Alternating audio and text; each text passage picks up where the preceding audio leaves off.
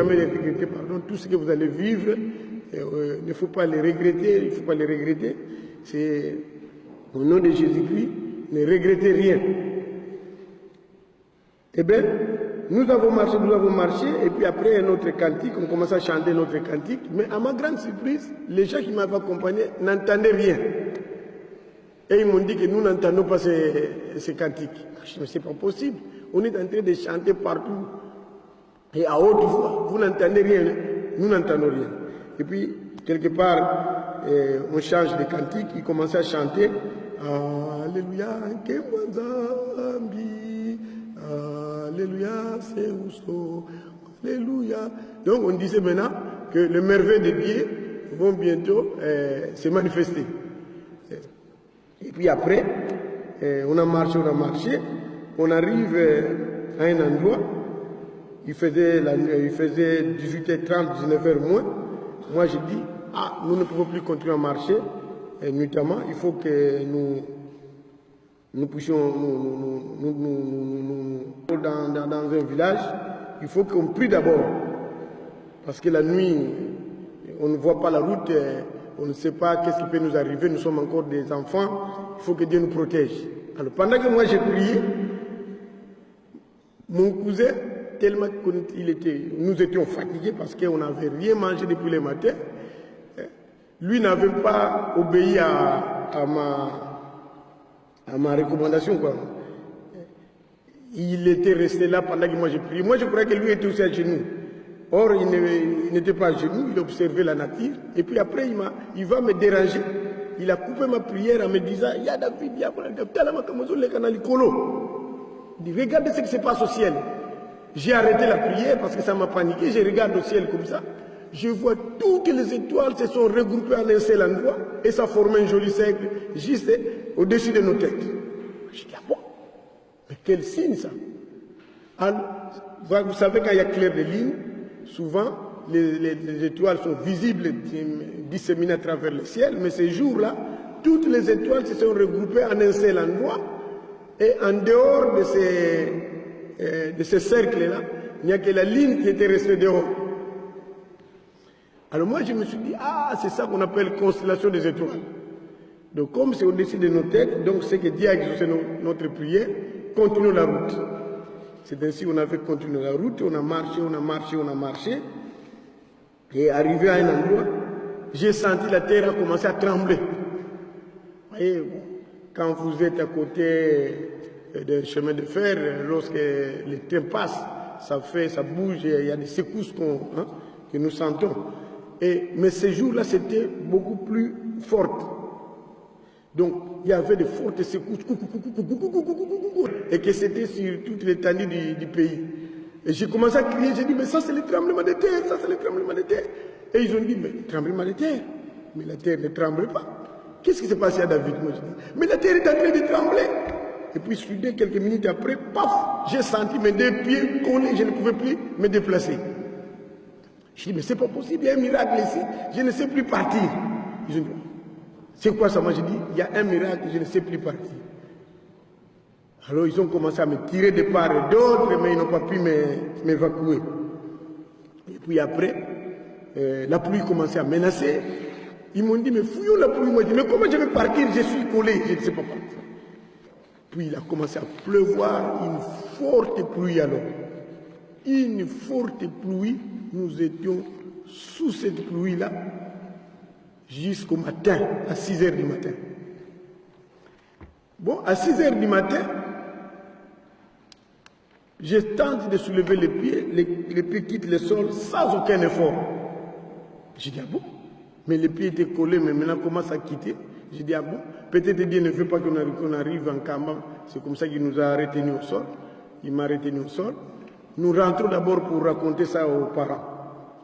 Alors qu'il nous restait seulement 12 km. Et là où nous venons, c'est un trajet de plus de 50 km. Alors maintenant, on fait rentrer. Mon cousin, il prend la lampe tempête qu'on avait déposée au sol. Il constate que la lampe tempête est collée aussi. Il me dit, ah David, moi, voilà, c'est ce que moi j'ai senti sur mes pieds. Donc, c'est comme Nengenatié Moulanga,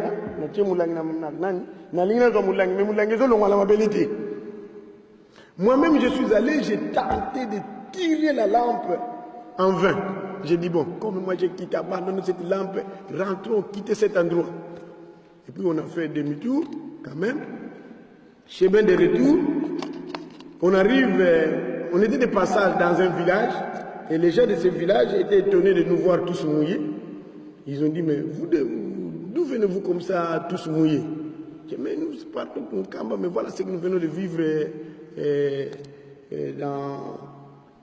dans votre contrée ici. Moi, je suis resté collé au sol pendant toute la nuit jusqu'à 6 h du matin. D'ailleurs, la lampe tempête est restée collée, mais on a abandonné. Ils ont dit, ah bon, vous êtes resté collé ici, dans notre contrée, devant notre village? Moi, je dis, oui. En tout cas, vous ne pouvez pas partir. Il faut que le chef du village soit informé, parce que c'est lui qui représente l'État ici. Et puis, puisque vous partez en Kamba, il faut qu'on informe aussi les pasteurs de l'église Kimbangis. Alors, ils nous ont conduits chez les pasteurs de l'église Kimbangis. Ils sont allés informer les chefs du village. Alors, la nouvelle était répandue dans le village. Les gens venaient de partout pour venir voir, en courant pour venir voir les gens qui ont vécu le miracle dans les environs. Et puis après, quand ils sont arrivés, pendant qu'on me demandait qu'est-ce qui s'est passé, j'ai essayé d'expliquer au chef du village et au pasteur. Dès qu'elle m'a vu, je ne sais pas qu'est-ce qu'elle avait senti. Elle a crié, elle a jeté le seau d'eau qu'elle avait sur sa tête en disant, ah, vous faites sortir cet homme du village. Elle a fui dans la forêt.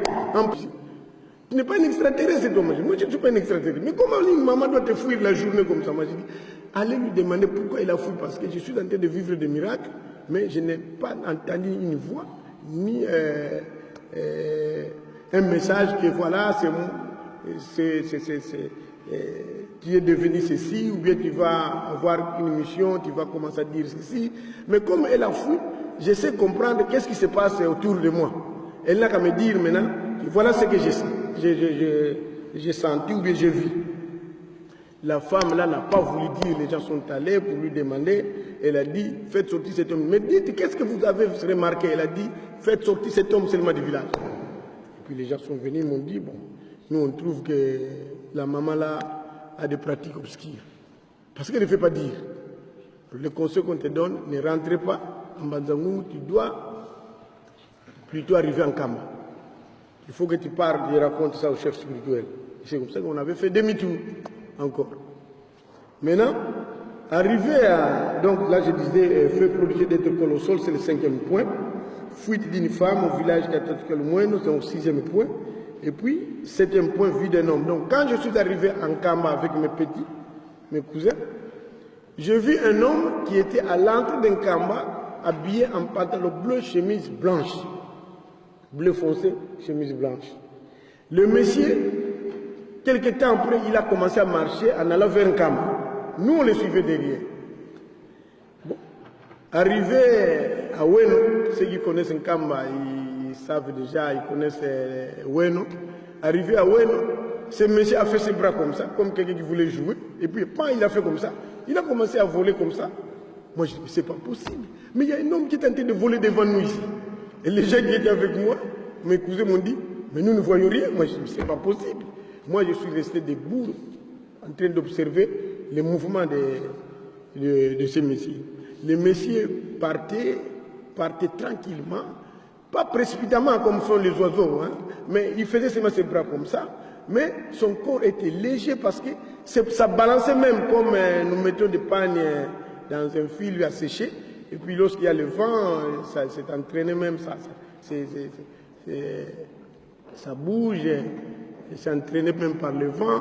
Donc, le corps est entraîné par le vent, vous sentez vraiment que c'est comme il n'y avait pas un corps, mais vous voyez vraiment qu'il y a un homme qui est en train d'animer le corps, et jusqu'à aller tomber au mausolée de Papa Simon Kimbangu. Et au mausolée, il est resté debout, il n'a pas fait 2 minutes. Il est encore reparti. Il est allé tomber dans une autre colline qu'on appelle Kilo. là on a construit l'école secondaire d'Nkamba. Et devant le bâtiment scolaire, il a commencé à faire des sons en longueur comme quelqu'un qui est en train de jouer. Donc, vous voyez, les bâtiments scolaires, c'est subdivisé en plusieurs classes, c'est souvent long. Et lui va sauter de l'autre bout du bâtiment. Et puis après, un seul saut suffit pour rentrer encore de l'autre bout du bâtiment. Donc, il a fait ça plusieurs fois. Et puis après, il est resté encore debout devant le bâtiment. Quelque temps après, il est parti encore dans l'espace en volant toujours. Il est parti en ligne verticale jusqu'à entrer dans le firmament. Donc moi, votre frère, je suis le témoin vivant de cet événement, de ce que je suis en train de vous rencontrer. Je vis un noir quitter cette terre et entrer au ciel en battant seulement les bras comme ça. Et c'était en Kamba. Bon, quand nous sommes arrivés en Kamba, j'avais beaucoup pleuré parce que les surveillants sont venus me demander, mais pourquoi tu pleures? Moi j'ai dit, j'ai vu un homme qui est en train de voler, qui a fait des miracles ici, mais il ne m'a pas parlé. C'est comme ça que j'ai pleuré. Parce que moi, je voulais qu'il me dise qu'est-ce que je devais avoir comme mission. Il ne m'a rien dit et puis il est parti dans le ciel. Donc voilà, c'est le 7 point de la révélation. Bon, mais ces 7 points-là, s'il faut vous détailler ça, ça va prendre du temps. Mais je vais seulement vous parler un peu du 7e point dans les détails. C'est-à-dire, au Congo démocratique, l'uniforme de l'enseignement scolaire, c'est bleu-blanc, dans toutes les étendues du pays. Il était habillé en bleu-blanc, c'était pour me dire que je vais te donner une mission de l'enseignement. Bon, quand il est allé au mausolée, c'était pour me dire que c'est moi, Simon, qui t'a appelé dans les rêves, et qui t'a dit de venir en Kamba. Maintenant, comme tu es arrivé, regarde la mission que je vais te donner. Il est parti à l'école, c'est pour me dire que c'est une mission didactique. Hein? Donc tu vas commencer à former des classes, des écoles, moi, Simo Kimbangu. Et puis quand il commençait à sauter en allant d'un bout à bout du bâtiment, c'était pour me dire que cette école-là, cet enseignement-là ira partout. Et toi, tu ne feras que voyager. Je suis ici aujourd'hui, je suis invité par l'Université de Lisbonne. Et j'avais aussi une invitation à l'Université de Cologne. Mais avant de venir ici, j'étais à Kinshasa, à Matadi, j'étais invité pour une conférence à Matadi pour ouvrir la formation des centres pour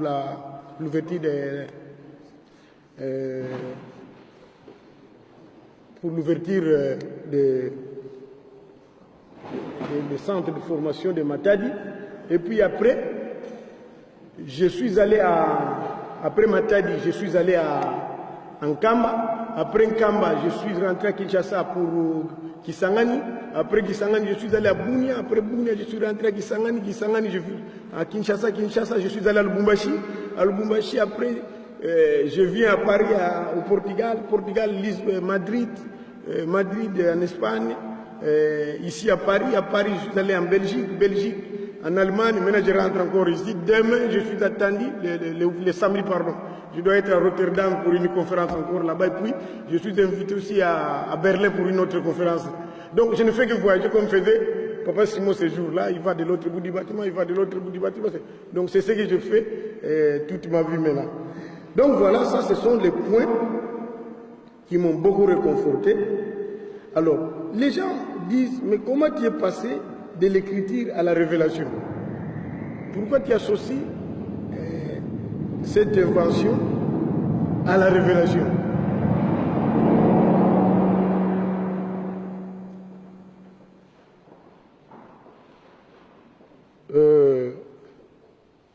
Qu'est-ce qui s'est passé? Après avoir vécu tous ces miracles, à mon retour, j'étais parti voir son éminence Denguena, le premier chef spirituel de l'église kimbanguiste. C'était pour qu'il me donne des conseils. Alors là, son éminence m'a dit ceci: mon fils, vous avez une grande mission, mon père t'a choisi, il veut t'utiliser, mais tu dois commencer à prier pour qu'il te révèle ta mission. Personne ne va te dire la mission que tu vas avoir. Lui-même viendra te voir, mais tu dois commencer à beaucoup prier. Et c'est comme ça que j'avais suivi ses conseils. Les 2 cantiques que j'ai chantés ici, le chef spirituel l'a appelé un pasteur, il a dit, papa pasteur, comment vous appelez ces cantiques? Nous appelons ces cantiques dans notre église. Le pasteur là avait répondu, nous appelons ça les cantiques de promesses. Ce sont des cantiques que les anges avaient chantés en 1921 à Papa Simon Kibago. Donc, ce qui voulait dire que, papa a dit que vous êtes parmi les gens qui vont accomplir les bilaka, donc les promesses de mon père. Et il avait prédit que vous verrez ces gens-là, ces jeunes-là, par des signes. Et tout ce que vous venez de vivre, vous avez vécu sur la route d'Nkamba, ce sont des signes qui montrent que mon père t'a choisi. C'est comme ça qu'il m'a dit, commencez maintenant à beaucoup prier. Et j'avais suivi ses conseils. À mon retour, j'ai commencé à beaucoup prier, à beaucoup prier, à beaucoup prier, à beaucoup prier, à beaucoup... Je ne faisais que prier nuit et jour, c'est une longue histoire. Ma famille même était fâchée, les membres de ma famille ne comprenaient pas. Alors quand il commençait à raconter ça aux gens qui ne sortent plus, il est toujours enfermé en chambre, il ne fait que prier. Alors on leur a dit, oh, mais il ne faut plus lui donner à manger, vous lui apportez la nourriture là-bas, mais dès que vous allez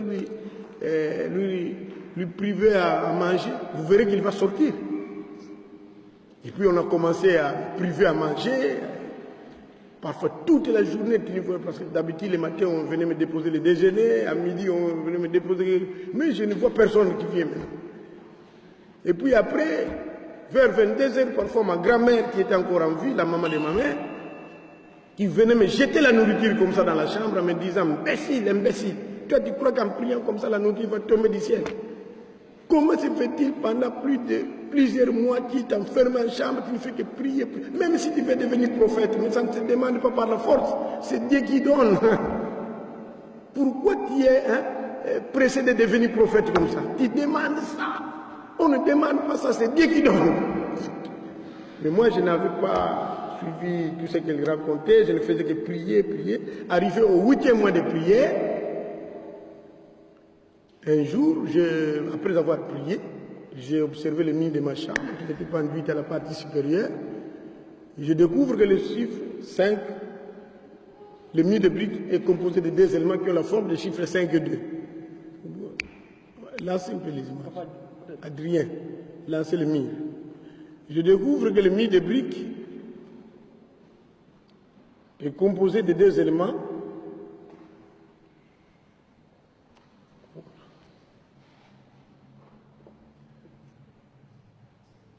Voilà.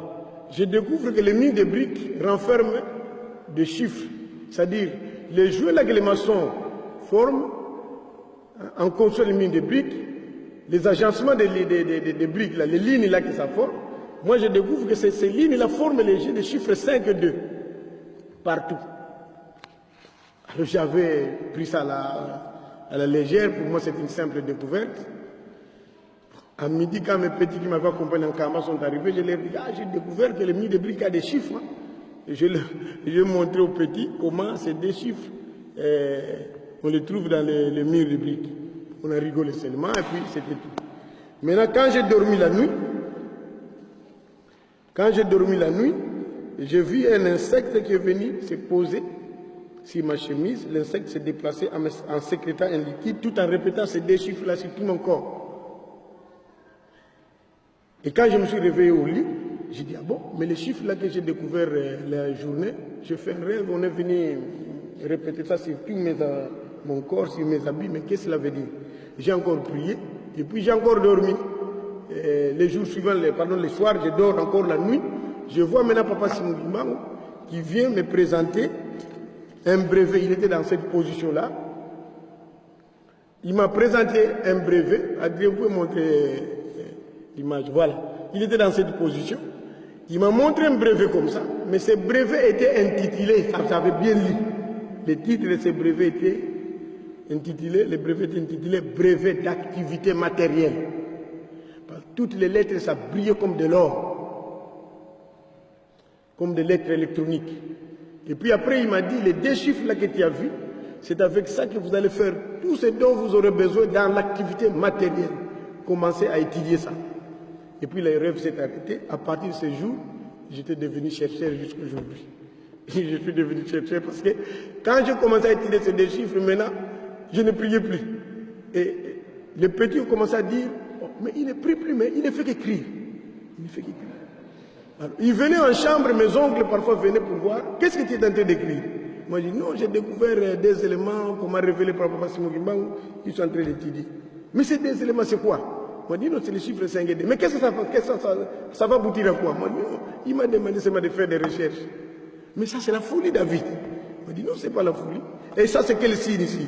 Moi je dis, ça, c'est l'angle de 0 degré. L'angle à Mamanayo. Angle, ça la cabouille. Mais ça, l'angle de 0 degré. Il dit, ça c'est la folie David. Un fou, il n'a jamais compris qu'il est fou. Ce sont des gens qui comprennent que lui est devenu fou. Parce que ce qu'il fait n'est plus normal. Toi qui es fou maintenant. Moi je dis, non, moi je ne suis pas fou, tu es fou. Donc voilà comment j'ai toujours dit aux gens que cette écriture m'a été révélée, parce que ni était cette apparition de Papa Simon Kimbangu, moi je n'allais pas faire des recherches à partir de ces deux chiffres. Moi ce que j'attendais peut-être, c'est évangéliser les gens. Peut-être la voix allait me dire que tu vas commencer à prêcher aux gens, aller raconter dans des villages, et que Dieu peut, bientôt il y aura la fin du monde, Dieu va parler, il va prendre une décision pour ceux qui ne veulent pas écouter. Tout. Donc moi c'est ce que j'attendais.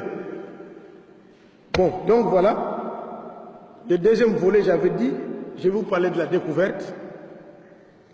Au premier point, nous allons parler de la découverte sur le mur de briques de deux éléments qui ont le forme le chiffre 5 et 2, qui sont symétriques par rapport au principe du miroir. Deuxième point, l'étude de ces deux éléments qui ont donné naissance à la grande découverte de nouveaux types d'angles, qui nous ont permis de passer du simple au complexe. Troisième point, l'étude de ces angles qui ont engendré différentes positions qui nous ont permis la codification équivalente aux consonnes de l'écriture latine. Quatrième point, la découverte des voyelles avec lesquelles nous pouvons émettre les sons et donner des formes spéciales aux figures des différents domaines. Donc ces deux chiffres-là que vous avez vus, ces deux chiffres sont symétriques par rapport au principe des miroirs. C'est-à-dire, quand j'avais découvert ça, ça m'a beaucoup encouragé. C'est-à-dire, quand vous prenez le chiffre 5, vous prenez un petit miroir, vous regardez dans le miroir, vous verrez que 5 dans le miroir deviendra 2. Et 2 deviendra 5. Le miroir que nous utilisons pour voir la figure, il suffit de voir et regarder 5, vous verrez que l'image dans le miroir deviendra 2. Et il y a un principe mathématique qui dit ceci. L'image d'un objet formé dans un miroir est symétrique à l'objet par rapport au miroir. Elle est de même grandeur que l'objet, mais ne lui est pas superposable. J'ai même traduit ça en Congo en disant que qui m'a quitté talo mon tala tala, qui n'a ma tala na et qui m'a quitté talo, qui n'a bonné bumosi, quand si kagelen tenti qui soit ko. Impossible de superposer ça.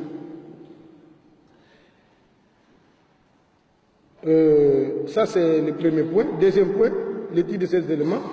Vous allez découvrir à partir des combinaisons de ces deux éléments, j'ai découvert ce que nous appelons les angles de temps.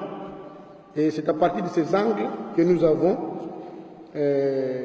pu trouver l'écriture et les implications de cette écriture dans les différents domaines.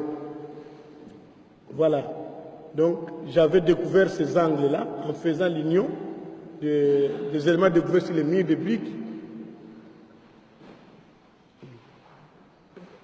Oui, oui. Il y a un tableau rapidement. Rapidement, oui. Oui. Alors, à partir de ces angles que j'ai découverts, nous arrivons maintenant à dessiner, à faire de la mathématique, de la géométrie, de la mécanique, de l'art plastique, de l'architecture, etc. Et puis, viendra un autre tableau qui m'a permis de trouver les voyelles. Les voyelles. Voilà. Donc, vous avez le premier cadran, et puis le deuxième cadran. C'est ces cadrans-là qui m'ont permis de découvrir ce que nous appelons les voyelles. Si vous pouvez aussi les présenter, ça c'est bon.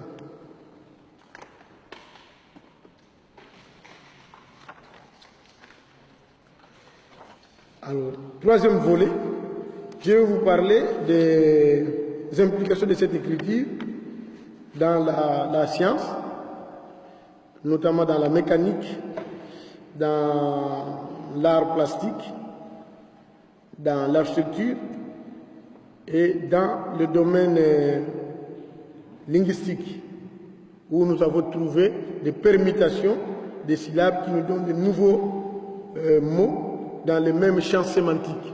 Mais je préfère passer vite au tableau pour vous les démontrer.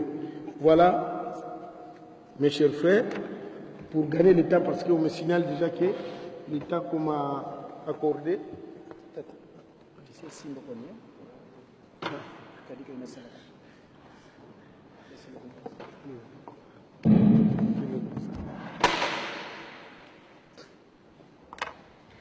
Donc, monsieur Divien, je ça va angle. Hein? Voilà, donc, les angles, vous voyez bien, je pense. Hein?